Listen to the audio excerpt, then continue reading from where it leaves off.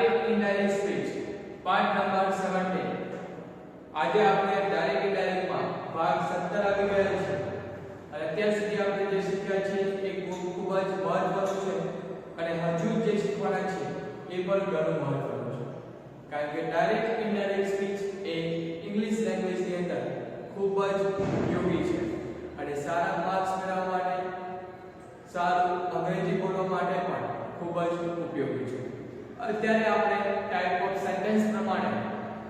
Of sentence પ્રમાણે direct to indirect માં કેવી રીતે રૂપાંતરિત થાય છે એના વિશે અભ્યાસ કરી રહ્યા છીએ આજે આપણે ટાઈપ ઓફ સેન્ટેન્સ ની અંદર જ એક્સક્લેમેટરી સેન્ટેન્સ મીન્સ કે ઉદ્ગાર વાક્યોની ચર્ચા કરીશું કયા વાક્યોની એક્સક્લેમેટરી ઉદ્ગાર વાક્યોની આપણે ચર્ચા કરીશું એની વ્યાખ્યા જોઈએ તો એક્સક્લેમેટરી સેન્ટેન્સ એટલે શું કહેવાય કે ઉદ્ગાર વાક્યો કોને કહી શકાય તો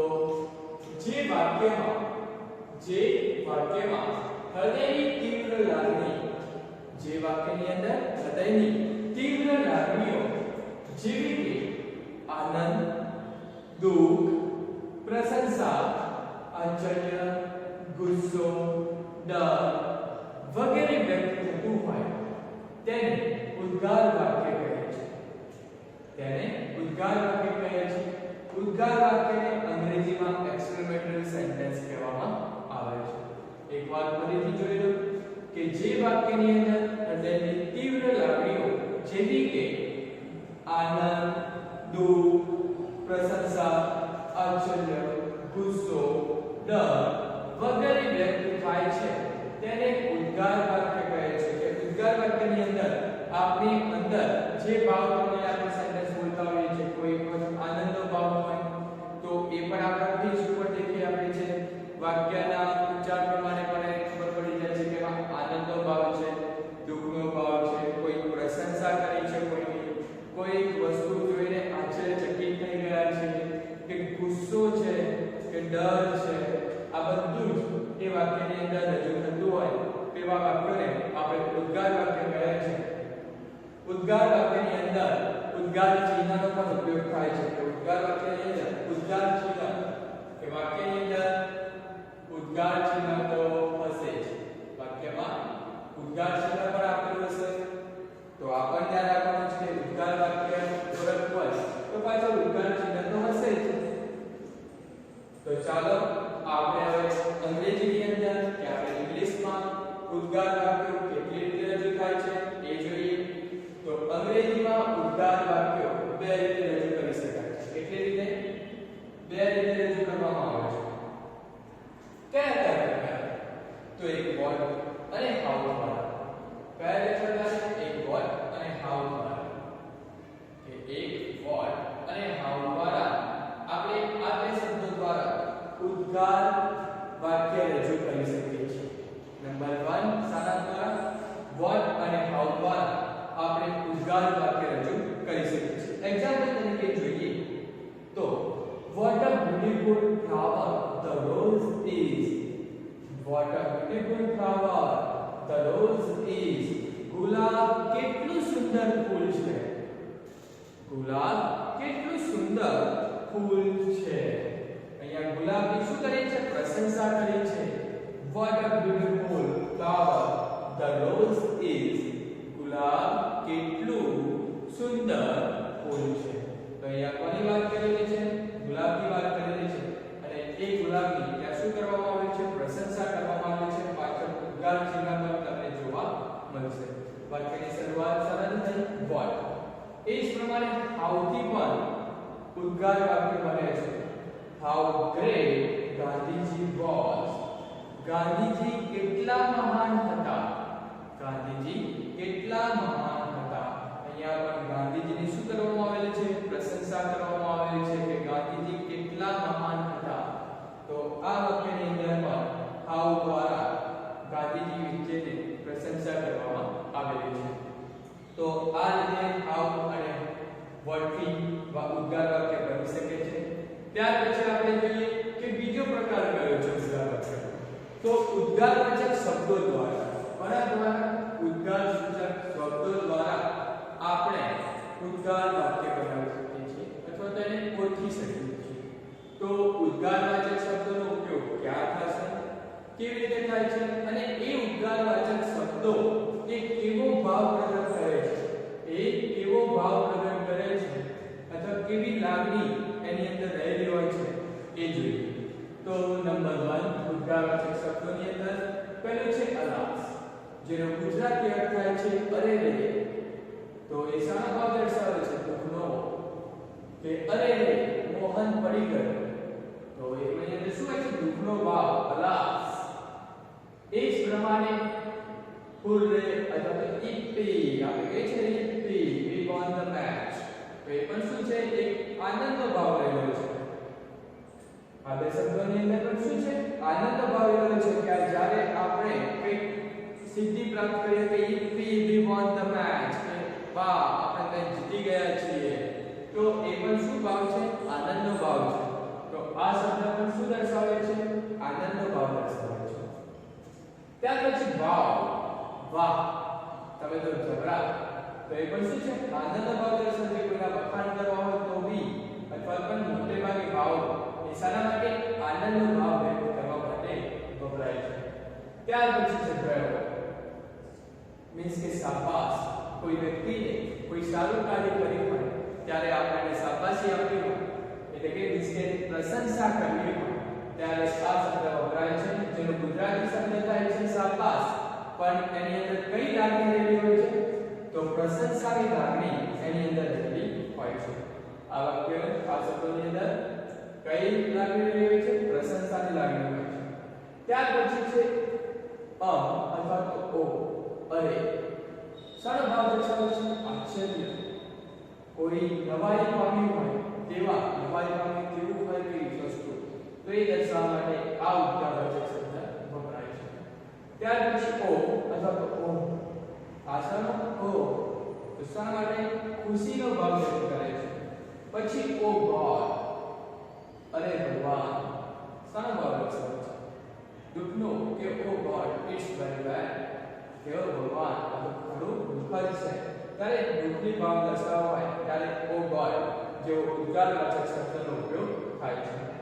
એની અંદર એક્ઝામ્પલ જોઈએ તો number 1, alas I have failed in the exam. અરે રે હું પરીક્ષામાં નાપાસ થઈ ગયો. અરે રે હું પરીક્ષામાં પાસ થઈ ગયો. શાનો ભાવ છે, નાપાસ થઈ ગયો એટલે ખુશ થયો છે, દુઃખનો ભાવ છે. આગળ alas એ શબ્દ જ એ શાની લાગણી દર્શાવે છે, તો દુઃખની લાગણી દર્શાવે છે. એ જ પ્રમાણે wow I have won the prize, કે વાહ હું ઇનામ જીતી ગયો છું. તો આ શું છે, આનંદનો ભાવ દર્શાવે છે કે વાહ હું ઇનામ જીતી ગયો છું. તો ત્યાં આનંદનો ભાવ દર્શાવે છે. અથવા તો hooray our team has won the match, કે hooray our team has won the match, કે વાહ આપણી ટીમ એ મેચ જીતી ગઈ છે. તો ત્યાં પણ આનંદનો ભાવ વ્યક્ત થતો હોય છે. તો વિદ્યાર્થી મિત્રો, આ પ્રમાણે કોઈ વાક્યની અંદરથી કોઈ વાક્યમાં કયો લાગણી રહેલી છે અને એ લાગણી દર્શાવવા માટે કયા શબ્દો વપરાય છે એ ધ્યાનમાં રાખવા જરૂરી છે. આપણે એક્સપ્લેનેટરી સેન્ટેન્સની વ્યાખ્યા જોઈ અને એના બે પ્રકાર કેવા છે એના વિશેની માહિતી આપણે અહીંયા મેળવી. તો વિદ્યાર્થી મિત્રો, આ થઈ એક્સપ્લેનેટરી સેન્ટેન્સની વ્યાખ્યા અને એ બે વાક્યો, આ ઉદ્ગાર વાક્યો એક અંગ્રેજીની અંદર કેવી રીતે દર્શાવી શકાય છે એની માહિતી મેળવી. ઓકે, હવે આપણે એક્સપ્લેનેટરી સેન્ટેન્સને ઇનડાયરેક્ટ સ્પીચમાં કેવી રીતે ફેરવી શકાય એની માહિતી મેળવીશું. તો ચાલો વિદ્યાર્થી મિત્રો, હવે જોઈએ કે એક્સપ્લેનેટરી સેન્ટેન્સનો ઇનડાયરેક્ટ સ્પીચમાં રૂપાંતરિત કરતી વખતે કેટલા ચેન્જીસ થાય છે અને ક્યાં ક્યાં આપણે ચેન્જીસ કરવાના છે એ જોઈએ. તો ચેન્જીસમાં નંબર 1, તો રિપોર્ટિંગ વર્બ તરીકે said to અને told ને બદલે રિપોર્ટિંગ વર્બ said to અને told ને બદલે exclaimed with, exclaimed with ભાવદર્શક શબ્દ મૂકાય છે. exclaimed with પાછળ ભાવદર્શક શબ્દ મૂકવામાં આવે છે. તો એક્સપ્લેનેટરી સેન્ટેન્સ ની અંદર રિપોર્ટિંગ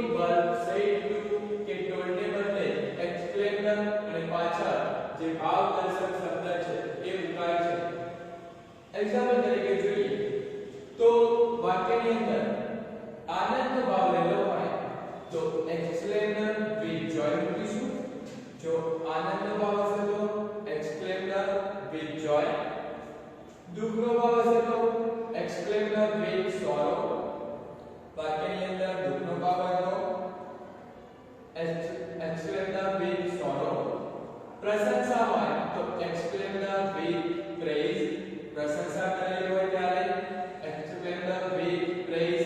અને વાક્યની અંદર આપણે કેવી રીતે લખી શકીએ તો આપણે આગળ જે શબ્દો જોયા એ શબ્દો પરથી અથવા તો હાઉ અને વર્ડ વાળા વાક્યની અંદરના ભાવ પરથી આપણે આ જોઈ શકીએ છીએ કે એની અંદર કઈ વાત થાય છે. તો પ્રશંસા હોય ત્યારે એક્સક્લેમર વિથ પ્રેઝ. આશ્ચર્ય કોઈ નવાઈ પામે એવું વાક્ય હોય તો exclaimer with surprise. Exclaimer with surprise. ગુસ્સો રહેલો હોય તો એક્સક્લેમર વિથ એંગર. કોઈ ડરની ભાવના હોય, ડરની લાગણી હોય તો એક્સક્લેમર વિથ ફિયર. કોઈની ટીકા કરેલી હોય તો એક્સક્લેમર વિથ રિમાર્ક. કોઈની ધૃણા કરેલી હોય, કોઈની ધિક્કારથી ભાવ હોય તો એક્સક્લેમર વિથ ડિસગસ્ટ. કોઈની ઈર્ષા થતી હોય તો એક્સક્લેમર વિથ એન્વી. અને કોઈ ભાવ પ્રગટ ન થતો હોય તો માત્ર એક્સક્લેમર મૂકવામાં આવે છે. જો કોઈ ભાવ ના રહેલો હોય તો માત્ર એક્સક્લેમર મૂકવાનું રહેશે.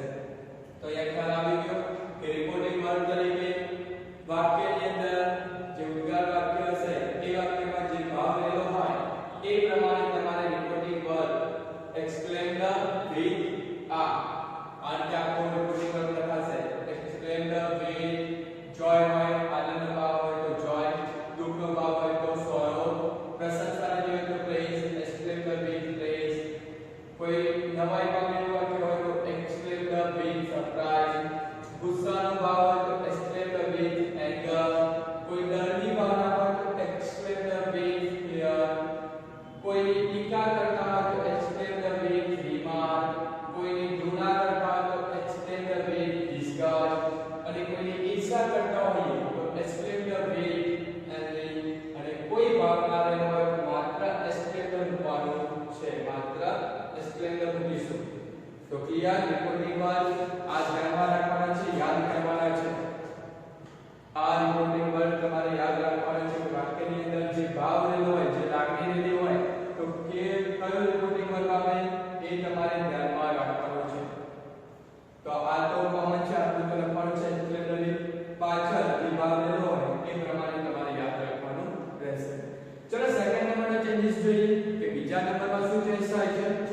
તો સાંભળનાર હોય જો પાછળ ઓબ્જેક્ટ કે સાંભળનાર વ્યક્તિ હોય, લિસનર હોય તો ટુ પ્લસ સાંભળનાર મુકાય છે. ધ્યાન રાખજો અહીંયા પાછળ ટુ મૂકવામાં આવે છે. સાંભળનારની આગળ ટુ મૂકવામાં આવશે.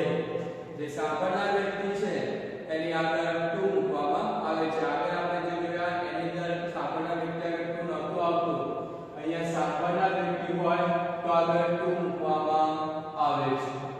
ત્યાર પછી કન્જક્શન તરીકે અહીંયા પણ ધેટ જ મૂકવામાં આવે છે. કન્જક્શન તરીકે અહીંયા પણ શું છે ધેટ મુકાય છે. ત્યાર પછી ઉદ્ગાર વાક્ય એ વિધાન વાક્યમાં ફેરવાય છે. જે ઉદ્ગારવાચક વાક્ય હશે તો એ વાક્યને આપણે વિધાન વાક્યની અંદર ફેરવવાનું છે. કારણ કે ડાયરેક્ટ માંથી જ્યારે બિન ડાયરેક્ટમાં ફેરવાય છે બધા જ વાક્યો એ વિધાન વાક્યમાં ફેરવાય છે. વાક્યની અંદર જે ભાવ રહેલો હોય એ ભાવ કેવો જશે પણ એ વાક્ય છે એ શામાં ફેરવાશે વિધાન વાક્યમાં. તો અહીંયા પણ ઉદ્ગાર વાક્ય એ વિધાન વાક્યમાં ફેરવાય છે. એટલે કે ધેટ પછી તરત કર્તા આવશે. એનો મતલબ શું કે ધેટ કન્જક્શન ધેટ પછી તરત સબ્જેક્ટ પછી વર્બ આવશે અને વર્બ પછી અધર વર્ડ્સ મૂકવામાં આવે છે. અને છેલ્લે કે વાક્ય ઉદ્ગાર વાક્યમાંથી વિધાન વાક્યમાં ફેરવાશે તો આ ઉદ્ગાર ચિહ્ન છે એ પણ શું થઈ જશે દૂર થઈ જશે. ત્યાર પછી આગળનો નિયમ કે વોટ દૂર કરીને અ વેરી મુકાય છે. વાક્યની અંદર જે વોટ આવશે તો વોટ ની જગ્યાએ શું મૂકવામાં આવે છે અ વેરી. વોટ ની જગ્યાએ a very how હોય તો how દૂર કરીને very મૂકવામાં આવે છે ધ્યાન રાખજો આની આગળ આર્ટિકલ a આવે છે આની આગળ આર્ટિકલ આવતો નથી આ પણ ખાસ ધ્યાનમાં લેવાની બાબત છે કે what હશે તો very how હશે તો માત્ર very હશે what હોય તો a very how હોય તો very અને what અને how એ શું થશે નીકળી જશે વાક્યમાંથી very ને બદલે really અથવા indeed પણ વપરાય છે કે તમે આ very શબ્દ વાપર્યો તેની જગ્યાએ તમે really કે indeed પણ વાપરી શકો છો તમે very ની જગ્યાએ really અથવા તો indeed આ બે શબ્દો પણ વાપરી શકો છો ત્યાર પછી alas wow hooray જેવા ઉદ્ગાર સૂચક શબ્દો એ શું થઈ જશે દૂર થાય છે વાક્યની અંદર જે ઉદ્ગાર સૂચક શબ્દો હશે wow hooray પછી alas આ બધા જે શબ્દો આપણે લખ્યા હતા એવા જે શબ્દો હશે એ બધા શું થઈ જશે દૂર થઈ જશે ત્યાર પછી અન્ય નિયમ ફેરફાર કે કેવા નિયમ મુજબ means change of person change of tense and change of other parts of speech પ્રમાણે બાકીના ચેન્જીસ થશે આ ચેન્જીસ તો તમારે કરવાના જ છે કે રિપોર્ટિંગ વર્બમાં કન્જક્શનમાં અને બીજા જે ચેન્જીસ કયા એ ચેન્જ તો કરવાના જ છે પણ અંદરનું જે વાક્ય છે ઇન્વર્ટેડ કોમાની અંદર તો એની અંદર બાકીના ચેન્જીસ એ નિયમ અનુસાર change of person change of tense અને change of other parts of speech પ્રમાણે ચેન્જીસ થશે એનું આપણે સૂત્ર જોઈએ કે આ વાક્યને જ્યારે આપણે ડાયરેક્ટમાંથી ઇનડાયરેક્ટમાં ફેરવીએ છીએ તો કેવી રીતે વાક્ય બને તો પહેલા બોલનાર આવશે બોલનાર પછી એક્સટેન્ડ વિથ ભાવદર્શક શબ્દ તરત પછી જો સાંભળનાર વ્યક્તિ હોય પાછળ તો ટુ પ્લસ સાંભળનાર પછી કન્જક્શન ધેટ પછી તરત કર્તા પછી ક્રિયાપદ ત્યાર પછી વેરી અથવા તો વેરી પછી વિશેષણ અને પછી અન્ય શબ્દો આવશે આ રીતે વાક્ય છે પણ જો વાક્ય એ ઉદ્ગાર સૂચક શબ્દથી બનેલું હોય what અને how થી બનેલું ન હોય તો a very કે very લખાતું નથી એટલે કે ધ્યાન રાખવાનું કે what અને how હોય ત્યારે જ a very કે very વપરાય છે ક્યારે જ્યારે વાક્યની અંદર શરૂઆત એ what કે how થી થઈ હોય વાક્યની શરૂઆત એ what કે how દ્વારા થઈ હોય તો જ એ વાક્યની અંદર very કે a very મૂકવાનું રહેશે ક્લિયર તો આ વાત થઈ એક્સપ્લેનેટરી સેન્ટેન્સ ની અંદર આપણે જ્યારે ઉદ્ગાર વાક્યનું ઇનડાયરેક્ટ સ્પીચમાં રૂપાંતર કરીશું તો આટલા ચેન્જીસ થશે હવે આપણે નેક્સ્ટ વિડિયોની અંદર આ સેન્ટેન્સનું એક્ઝામ્પલ દ્વારા સમજીશું કે ડાયરેક્ટમાંથી ઇનડાયરેક્ટમાં કેવી રીતે ફેરવી શકાય તો ત્યાં સુધી તમારે આ જે નિયમો છે આ જે ચેન્જીસ છે કે કેવી જગ્યાએ ચેન્જીસ કરવાના છે કયો લાગણી હોય તો શું લખવાનું છે એ બધું જ તમારે તૈયાર કરીને રાખવાનું છે તો જ તમને નેક્સ્ટ વિડિયોની અંદર જે ચેન્જીસ થાય છે એની અંદર ખ્યાલ આવશે તો ત્યાં સુધી તમે આ બધી તૈયારી રાખો આપણે નેક્સ્ટ વિડિયોની અંદર એક્સપ્લેનેટરી સેન્ટેન્સના એક્ઝામ્પલ જોઈશું જેનું આપણે ડાયરેક્ટ સ્પીચમાંથી ઇનડાયરેક્ટ સ્પીચમાં રૂપાંતર કરતા શીખીશું ઓકે થેન્ક યુ